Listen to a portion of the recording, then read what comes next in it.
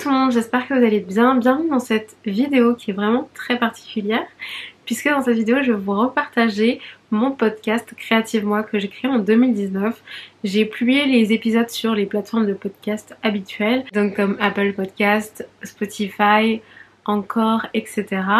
Et vous pouvez tout à fait l'écouter sur ces plateformes. Mais je sais que plein de personnes ne vont pas sur ces plateformes et je suis la première concernée. J'aime beaucoup regarder des podcasts sur YouTube, écouter des podcasts sur YouTube. Donc si vous êtes comme moi, peut-être que ce sera bien pour vous que ce soit disponible ici aussi. Et ce qui est bien, c'est que comme j'ai déjà créé en fait tous les épisodes, j'ai pu les combiner en un seul grand épisode. J'ai fait un petit peu de montage, j'ai rajouté quelques petites choses pour que ça soit un peu plus à l'ordre du jour, mais vraiment très peu, plus agréable à écouter. Je vous ai mis un visuel aussi avec des processus de peinture que j'ai peint dans mon carnet de dessin et que vous pouvez aussi retrouver sur ma chaîne de peinture dans la créativité qui s'appelle Ursula Naturelle. J'aimerais bien recréer de nouveaux épisodes par la suite et je me suis dit que c'était bien déjà de vous partager cette première partie ici avant de recréer de nouveaux épisodes. Donc j'espère que ça va vous plaire. J'ai essayé de partager à la fois mon expérience, à la fois ce que j'ai appris et aussi vous donner des conseils pour vous aider à développer votre créativité. Personnellement, ça me fait vraiment beaucoup de bien au quotidien. J'ai vraiment besoin d'être créative et je trouve qu'on ne parle pas assez de la créativité en général. Et je pense qu'il y a beaucoup de personnes qui en ont besoin dans leur vie. On peut aussi l'utiliser dans notre travail. Si vous avez envie de créer quelque chose, si vous avez envie d'être plus innovant, d'avoir des nouvelles idées et de vous différencier, ça peut être très intéressant d'être d'autant plus créatif dans votre travail. Donc ça peut être à la fois vraiment dans votre vie personnelle. Moi j'essaie d'avoir une vie créative, mais ça peut aussi être en extension, avoir des idées plus originales dans son travail. Suivant votre projet et ce que vous avez envie de développer dans votre vie, je pense que le podcast pourra vous donner des idées et des pistes. Et en le réécoutant en fait, ça m'a vraiment reboosté moi personnellement, donc j'espère vraiment qu'il va vous inspirer aussi. N'hésitez pas si vous avez des questions à me les poser en commentaire et je vous laisse regarder et écouter la suite.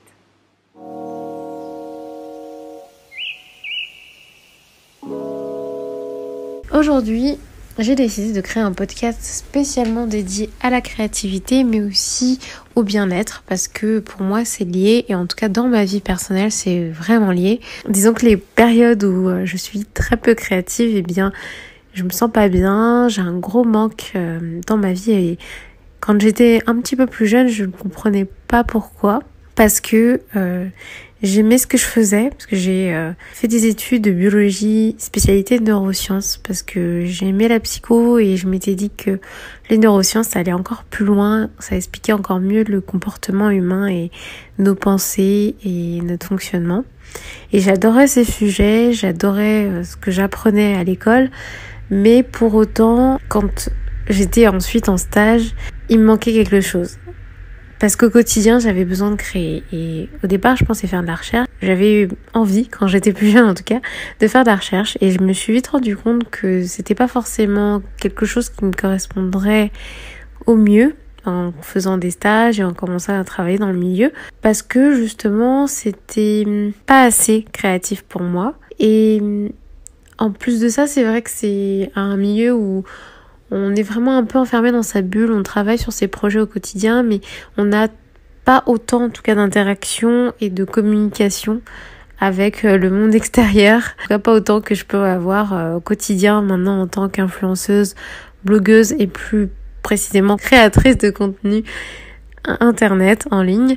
Et j'ai vraiment l'occasion au quotidien de pouvoir communiquer, d'interagir avec vous et avec les personnes qui me suivent. Et j'adore ce côté-là, j'adore ce côté échange, partage. Et en plus de ça, j'ai l'occasion d'être créative. Donc c'est vrai que c'est un peu un métier que j'aurais jamais pu imaginer pouvoir... enfin, j'aurais jamais pu imaginer qu'il existerait et qui pourtant existe bel et bien aujourd'hui et je suis vraiment ravie de faire ce que je fais. Et j'avais envie de partager un petit peu plus avec vous derrière tout ça, parler plutôt de manière générale de la créativité. Pourquoi c'est aussi important pour moi au quotidien, ce que ça m'apporte au quotidien et ce que ça pourrait donc vous apporter aussi dans votre vie. Si vous êtes quelqu'un comme moi de créatif, d'ouvert d'esprit, que vous aimez découvrir et expérimenter, je pense que ce podcast pourra vous intéresser et vous aidera peut-être à explorer un petit peu plus cette créativité. Parce qu'en tout cas, si vous êtes comme moi, eh bien ça vous fera beaucoup de bien. Parce que pour moi, ma créativité est une immense source de bonheur. Et je pense que c'est quelque chose qu'on n'apprend pas assez, c'est quelque chose qu'on développe pas assez, et c'est quelque chose qui, je pense, pour beaucoup de personnes aussi, comme moi, pourrait leur apporter beaucoup de plaisir au quotidien et beaucoup de bonheur sur du long terme. J'ai redécouvert ma créativité il y a quelques années quand j'ai démarré mes vidéos YouTube.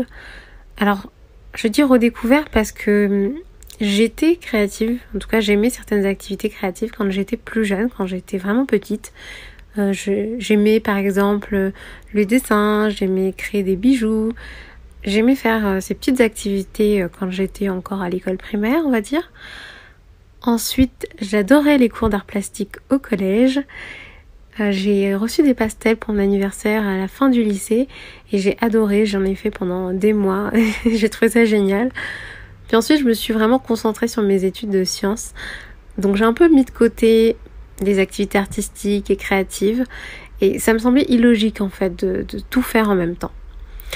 Et quand j'ai décidé du coup de ne pas poursuivre dans les sciences, je me suis très vite ennuyée parce que je savais pas forcément ce que j'allais faire tout de suite. J'ai voulu me laisser du temps pour réfléchir, du temps pour trouver ce que je pourrais faire.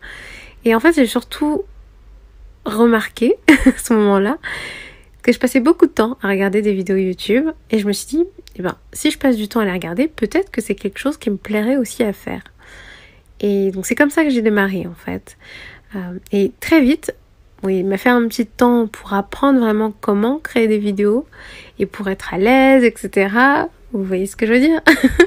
Partager et parler de soi et parler même juste devant une caméra, c'est pas toujours évident. Donc il faut le temps d'apprendre. Et le temps d'apprendre aussi à faire des montages parce que j'ai tout appris toute seule.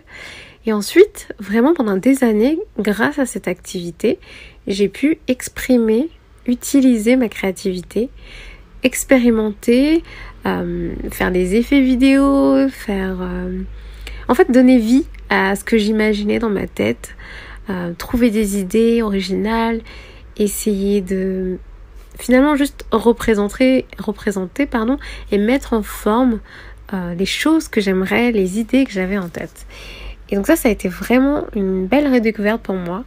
J'ai vraiment adoré, c'était des moments pendant lesquels je pouvais passer des heures et des heures et des heures. J'étais impatiente de démarrer une nouvelle vidéo, impatiente de faire le montage de ma vidéo. Et c'est vraiment quelque chose qui m'apportait énormément de plaisir. Et c'était vraiment un amusement pour moi.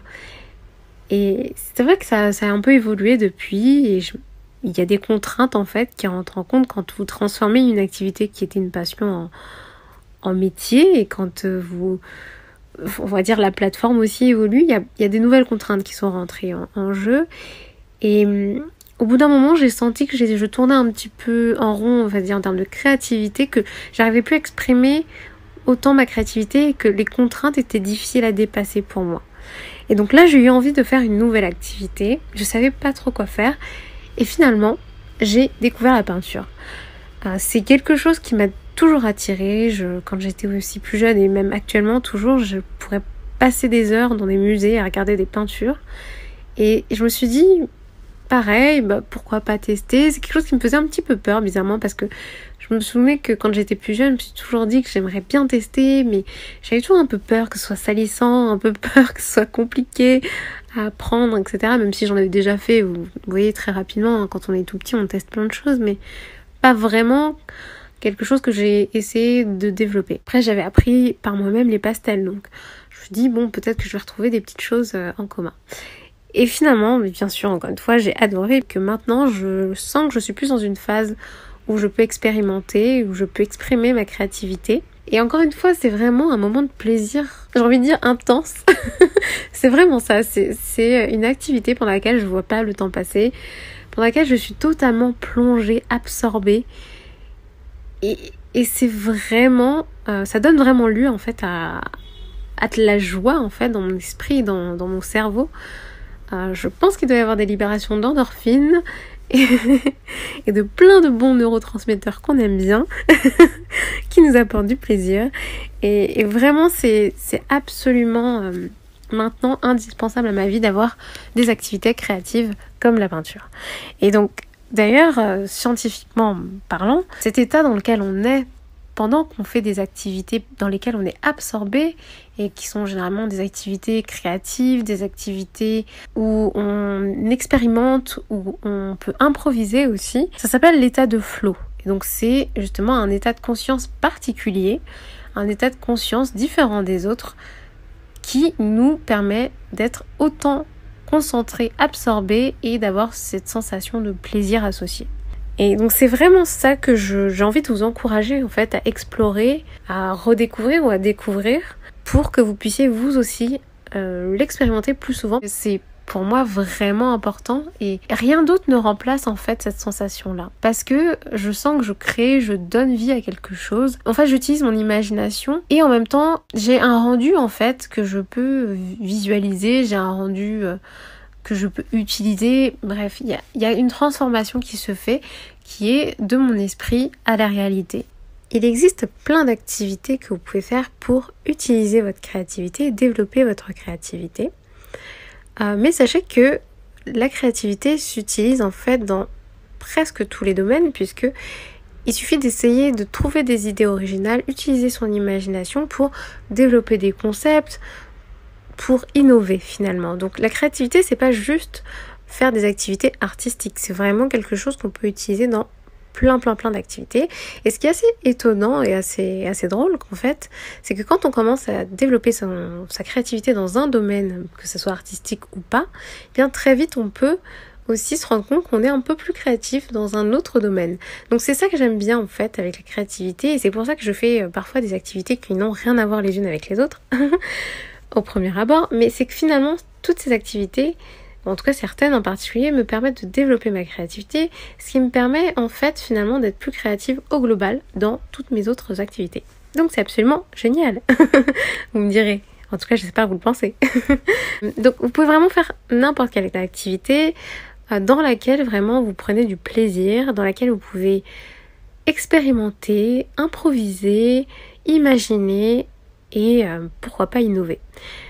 Donc moi j'aime bien les activités artistiques parce que ça me parle, parce que j'apprécie les faire. Il faut quelque chose que vous aimez faire. Donc ça peut être quelque chose que vous voyez faire ou que vous entendez faire par les autres et vous passez beaucoup de temps à ça en fait. Parce que moi par exemple pour YouTube, je passais beaucoup de temps à regarder des vidéos YouTube. Pour la peinture, je suis capable de passer des heures dans les musées, je suis capable de passer des heures à observer mon environnement, à observer les nuages par exemple. Donc je peux passer des heures à peindre des nuages. Vous voyez ce que je veux dire? Certaines personnes peuvent passer des heures à écouter de la musique. Ou à regarder des gens danser, vous voyez. Donc ça peut être n'importe quelle activité artistique que vous aimez observer. Même si vous ne l'avez jamais pratiqué, c'est déjà une bonne piste. Ou par exemple aussi pour les bijoux, si vous adorez les bijoux, bien finalement pourquoi pas créer vos propres bijoux. Ou si vous adorez les vêtements, pourquoi pas créer vos propres vêtements, faire de la couture.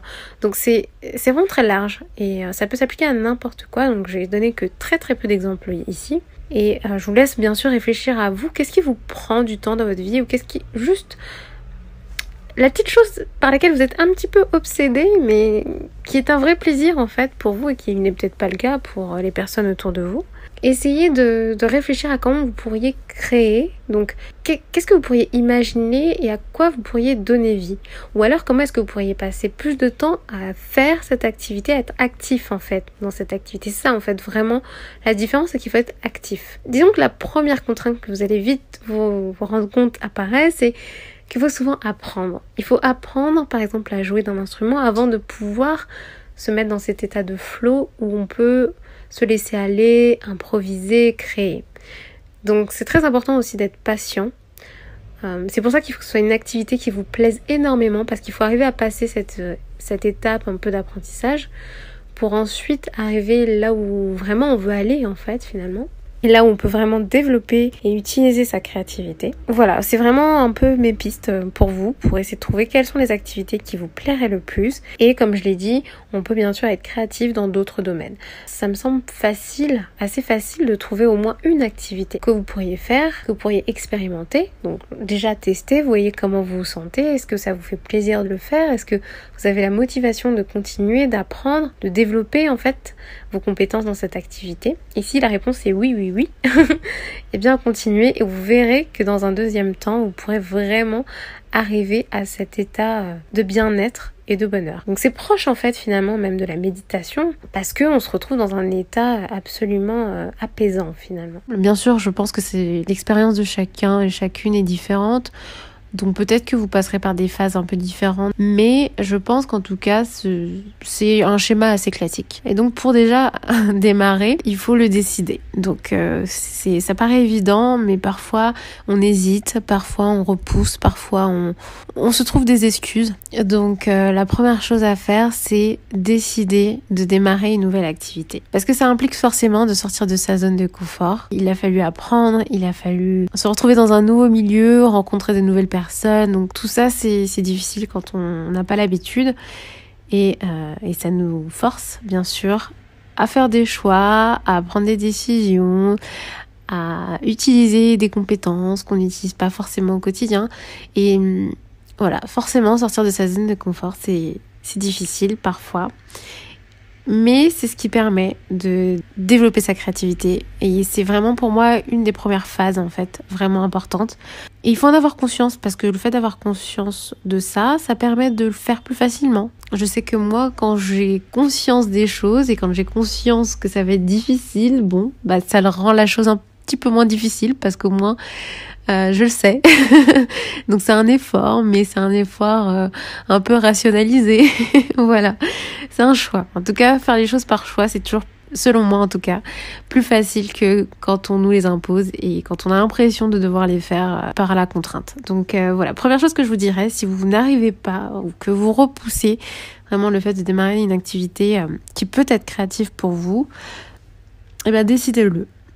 Ensuite, il faut décider quand faire cette activité. Donc, une fois qu'on a décidé de la démarrer, il faut décider que c'est une priorité à ce moment donné de votre vie.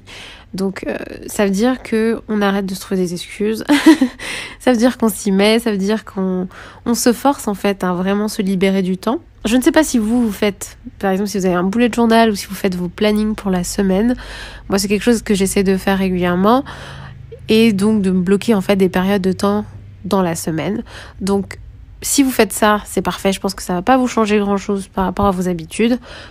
Il vous suffit de bloquer une sorte de rendez-vous avec vous-même. Un rendez-vous pour votre créativité, pour cette nouvelle activité qui n'est peut-être pas pour l'instant créative, mais que vous avez envie de démarrer, qui vous intéresse, qui vous plaît. Pour laquelle vous avez en tout cas une vision sur l'avenir, que vous verriez bien faire peut-être encore quelques temps, mais sans forcément avoir des attentes énorme en fait. Il n'y a pas besoin de savoir exactement ce qu'on veut faire. Quand j'ai démarré la peinture, je ne savais pas du tout où ça allait me mener, ce que j'allais en faire de cette nouvelle capacité, de cette nouvelle compétence. C'est juste quelque chose qui m'intéressait, que je trouvais génial, très beau, différent et qui, je savais, pourrait m'aider à développer ma créativité. Donc vraiment, pas besoin d'avoir des attentes énormes, mais au moins sachez et essayez de savoir rapidement si c'est quelque chose que vous voyez faire sur du long terme.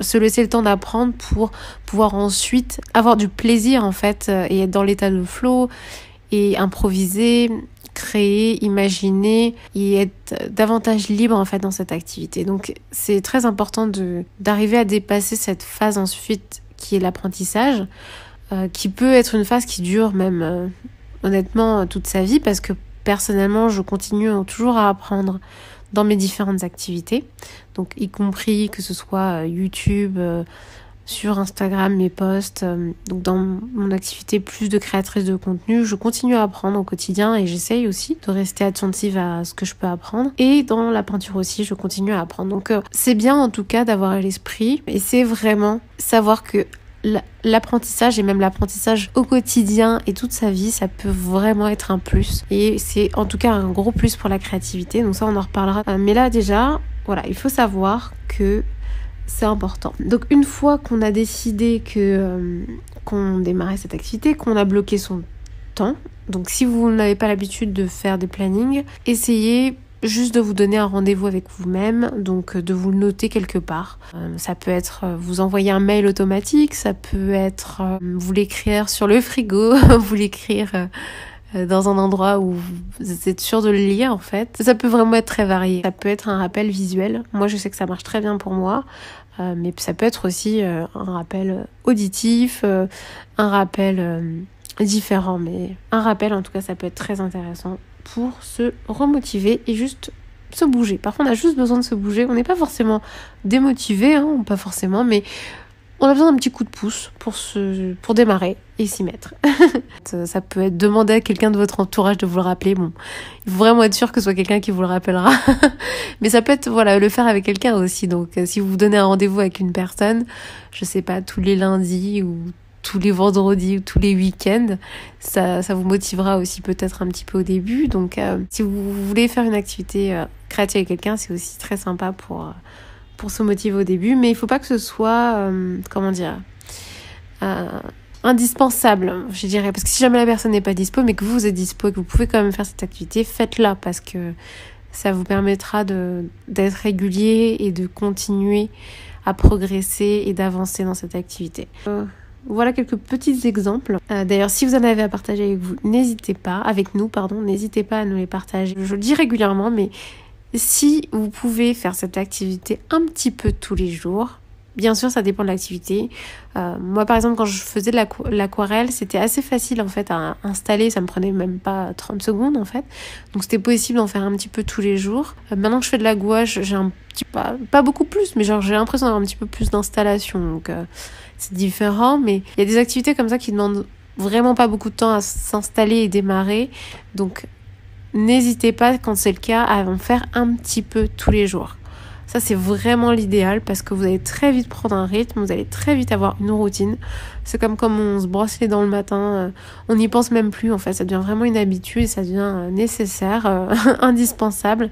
Et ça, c'est vraiment l'idéal, bien sûr. C'est pas toujours possible. Il y a des activités qui demandent d'être dans un lieu particulier, qui demandent d'avoir un matériel particulier à disposition ou qui demandent juste un petit peu plus de temps en fait à faire, donc c'est difficile de le faire tous les jours, mais vraiment n'hésitez pas, si c'est possible, de découper même cette activité et d'en faire un petit peu plus régulièrement plutôt que de faire des grosses sessions, de vous dire il faut que je bloque tout mon après-midi pour faire de la musique. Alors vous pourriez peut-être en faire juste une demi-heure ou en faire juste une heure, donc ça peut être peut-être 1 à 2 fois par semaine ou voilà. Essayez de trouver votre propre rythme. La régularité sera encore plus importante que l'intensité, on va dire, la durée pendant laquelle vous allez faire cette activité. Il vaut mieux essayer de se caler des moments régulièrement plutôt que de dire il faut que je fasse une session de 3 heures.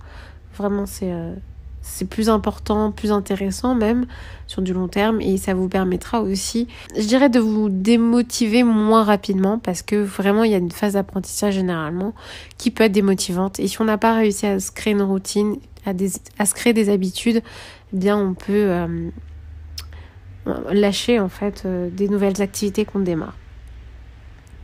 On dit généralement qu'il faut 30 jours pour se créer une nouvelle routine. C'est variable, je pense, hein. Et puis ça dépend à quelle fréquence on fait cette activité. Mais c'est vrai que si vous la faites tous les jours, vraiment, au bout de 30 jours, vous serez très habitué. Si vous arrivez à en faire, en tout cas, peut-être 1 fois par semaine. Au bout, je dirais, d'1 mois et demi, déjà, vous aurez un bon rythme. Et au bout de plusieurs mois, 3 mois, ça pourrait être quelque chose que vous pourrez imaginer sur du très long terme. Ce qui est vraiment bien, c'est qu'une fois qu'on a démarré une activité créative, bien très vite, on se rend compte que la créativité qu'on arrive à développer dans cette activité, ou bien on peut la réutiliser dans d'autres activités. Moi, je vous conseillerais quand même dans un premier temps de démarrer une nouvelle activité, parce que c'est pas évident de la faire durer sur du long terme. C'est déjà bien, on va dire, c'est déjà un bel objectif. Mais ça n'empêche que quand on a plusieurs activités, ou même quand on fait une activité depuis très longtemps et qu'on a l'impression qu'on stagne un petit peu en termes de développement de sa créativité, bien d'en démarrer une nouvelle. Vraiment, n'hésitez pas. Je sais ce que c'est. Je passe régulièrement par là parce que régulièrement je me pose la question, est-ce que je devrais faire cette activité? Est-ce que j'ai raison ou pas? Est-ce que c'est pas trop? Est-ce que c'est pas brouillon, etc. Faire plein de choses, ça peut faire peur parfois. Mais au final, quand on arrive à s'organiser et quand on est vraiment intéressé et que ça nous apporte du plaisir, c'est vraiment ce qui compte. Donc, n'hésitez pas, lancez-vous, essayez d'être régulier, essayez de vous caler du temps et faites-vous plaisir ainsi. Vraiment, la distinction que je veux faire dans ce podcast, c'est que vous pouvez soit choisir de faire des activités comme ça, précises, et qui vous permettent à un moment donné, en fait, de votre quotidien, donc de votre semaine par exemple, de vous plonger, voilà, dans votre créativité et d'essayer de l'étendre, de l'explorer un maximum. Vous pouvez choisir d'avoir plutôt un quotidien un peu plus axé sur un mode de vie créatif. Donc ça, ce sera la deuxième partie. Je trouve que c'est bien, quand on peut, et quand on veut développer sa créativité, avoir une ou deux activités créatives à faire dans sa semaine. Parce que c'est vrai que ça va être un moment dédié pour ça, donc un moment qui va être bien délimité dans le temps, et parfois c'est bien d'avoir des limites, donc que ce soit des limites de temps ou d'espace en fait, d'avoir un lieu précis pour faire certaines activités, parce qu'on est réconforté en fait. Personnellement, j'aime bien avoir mon petit coin peinture chez moi, et quand je démarre me dire j'ai peut-être 3 heures pour peindre, parfois un peu moins, mais je sais en fait la durée que j'ai, et je suis dans mon espace et j'ai mes habitudes, et donc c'est rassurant. Et en fait, le fait d'avoir quelque chose de rassurant comme ça, un endroit et un moment rassurant, on peut se laisser aller à expérimenter. Et en fait, c'est ce qui est très important pour arriver à explorer sa créativité et la développer, c'est de se laisser aller à écouter ses idées, et vraiment ses idées les plus folles finalement, les choses qu'on ne pense pas pouvoir faire ou qu'on a du mal à imaginer pouvoir faire, finalement s'y mettre et dépasser ses limites et aller encore plus loin que ce qu'on imagine. Donc c'est voilà, c'est un peu pour moi le plaisir en tout cas que je trouve à faire certaines activités créatives, c'est que finalement j'arrive à créer des choses parfois, des choses que j'aurais jamais pensé en fait faire, penser créer, et d'arriver à des résultats qui sont très étonnants pour moi et qui peuvent bien sûr plaire aussi à vous, par exemple quand il s'agit de vidéos ou du podcast, parce que en fait je crée aussi quand je fais mes podcasts. Je voulais pas vraiment dit, mais en fait je note quelques idées. J'ai devant moi en fait mon carnet et je note les idées dont je veux vous parler dans cette discussion. Donc j'ai des grands points, mais ensuite quand je vous parle là, je suis en train de parler, je suis totalement en train d'improviser ce que je dis, et c'est une façon pour moi aussi de développer ma créativité, parce que j'explore totalement. Je suis pas quelqu'un d'hyper à l'aise en fait au départ, je suis quelqu'un de très timide à la base, donc le fait d'avoir fait des vidéos, ça m'a beaucoup aidé à être moins timide et à justement explorer ce côté un peu plus communicatif que je peux avoir finalement et que j'apprécie. Et c'est ce que je fais là en fait aussi quand je vous parle dans ce podcast, et le fait d'avoir une discussion avec vous, ça me permet aussi d'explorer ma créativité, parce que je vous dis des choses que honnêtement parfois je me dis c'est pas du tout ce à quoi j'avais pensé dans mes notes. C'est pas du tout ce que j'avais vraiment prévu de vous dire, et pourtant ça m'a semblé naturel et c'est venu naturellement. Donc voilà aussi ce que j'aime dans ce podcast et dans le fait de pouvoir discuter avec vous. Donc pour moi c'est une façon en fait d'étendre mes capacités de manière générale. Donc par exemple là, d'étendre ma capacité à m'exprimer, à vous transmettre mes idées, mais ça peut être dans la peinture, mes capacités à utiliser des couleurs, à créer des formes, etc., qui peuvent être imaginaires ou pas, bien sûr, en allant plus loin que ce que je connais déjà, et aussi des règles en fait classiques qu'on connaît. C'est-à-dire que personnellement, je suis pas quelqu'un qui écoute énormément de podcasts, pour être totalement honnête, donc j'ai pas énormément de références, et donc ce podcast-là, j'imagine qu'il est très différent de d'autres podcasts, et parce que je ne suis aucune règle, en fait, je fais ce qui selon moi me semble le plus adapté et le plus intéressant pour discuter avec vous et pour vous transmettre ce que j'ai envie de vous transmettre. Donc en fait au bout d'un moment il faut sortir de ces limites et des règles établies que vous pouvez avoir peut-être déjà dans certaines activités, notamment quand on a besoin de beaucoup apprendre avant de maîtriser une activité. Donc par exemple surtout la musique.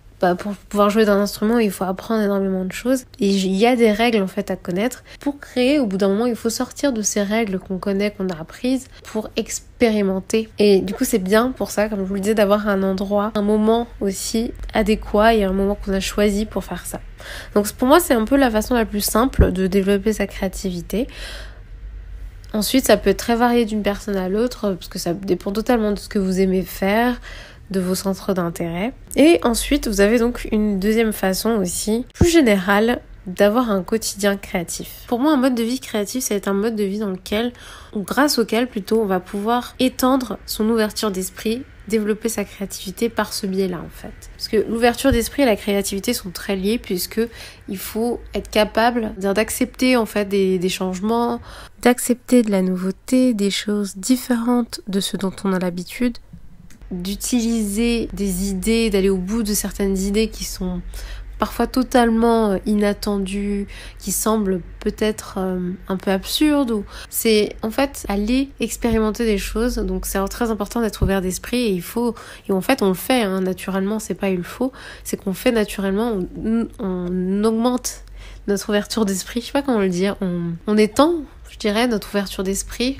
aussi en développant notre créativité et vice versa, parce que c'est totalement lié. Avoir un mode de vie qui nous permet justement d'être très ouvert d'esprit, c'est un mode de vie où on va pouvoir découvrir régulièrement de nouvelles choses, faire des nouvelles activités, mais pas forcément des activités comme je disais tout à l'heure, des activités créatives, ça peut être aller dans des lieux en fait où on ne va jamais, dans des nouveaux lieux, même dans sa propre ville.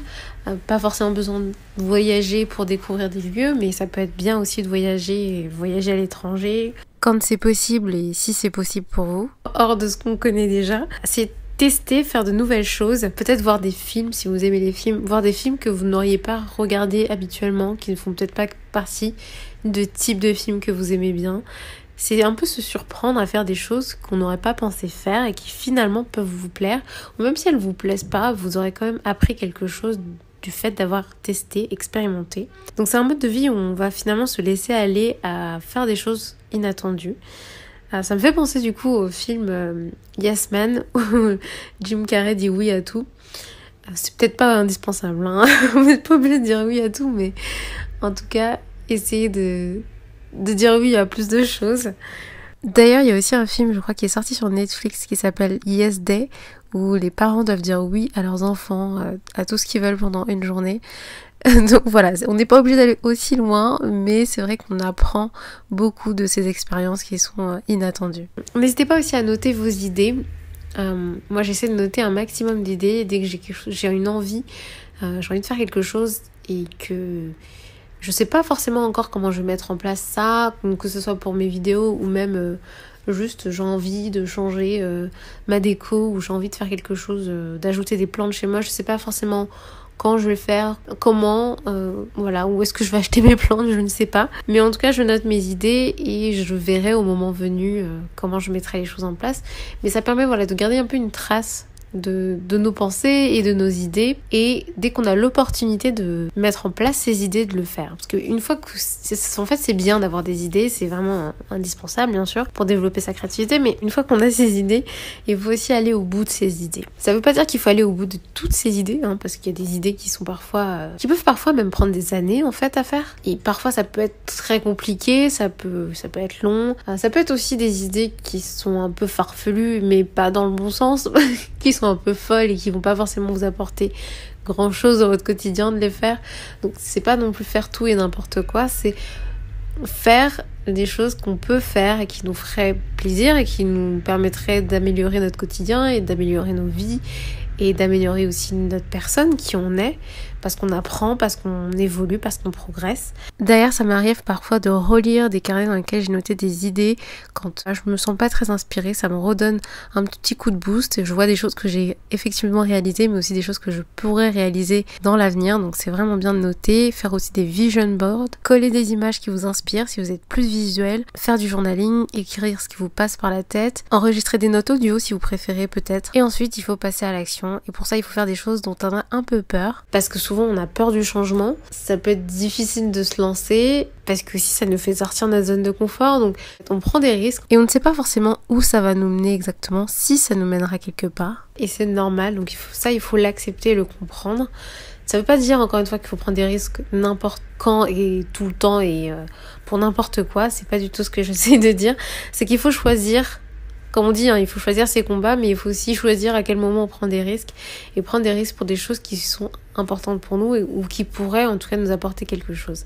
Au moins dont on pourrait apprendre quelque chose, une expérience enrichissante. Faire tout ça, donc soit avoir un mode de vie un peu créatif comme je l'ai expliqué, où on va finalement essayer d'être et de faire des choses les plus originales possibles, vraiment d'expérimenter et d'explorer dans des petites activités, des petites choses au quotidien, parfois auxquelles on s'attend pas du tout, ou alors faire des activités vraiment précises où on a cet espace et ce moment pour exprimer notre créativité. Donc ça, bien sûr, ça dépend de vous, ça dépend de ce que vous avez la possibilité de faire. Mais ce que vous allez remarquer, c'est que très vite, ça s'étend, ça se développe, ça dépasse en fait les barrières qu'on peut se mettre parfois. Par exemple, on se dit, je vais essayer d'être créative peut-être pour moi dans la peinture, et finalement je me rends compte que ça me permet d'être créative dans mes vidéos, ou ça me permet d'avoir plein d'idées aussi, d'activités à faire avec mon mari. Enfin, ça peut être vraiment des choses, en fait, ça s'étend un peu sans qu'on le veuille, parce que c'est presque comme muscler un muscle. Finalement, on prend tellement l'habitude d'être plus ouvert, d'être plus dans l'expérimentation qu'on se surprend à vouloir expérimenter ailleurs que là où on a l'habitude d'expérimenter. Dans les deux cas, c'est vraiment très très bien et je vous encourage à faire ça. En tout cas, si vous suivez ce podcast, c'est que ça vous intéresse et que vous avez envie de développer cette capacité que vous pouvez avoir. Et pour terminer, je voulais juste vous dire, peut-être un peu expliquer pourquoi finalement c'est intéressant de faire ça. Bon, je pense que ça semble un peu évident, mais à mon avis pour certaines personnes ça l'est peut-être moins, ou juste un petit rappel, ça pourrait être bien.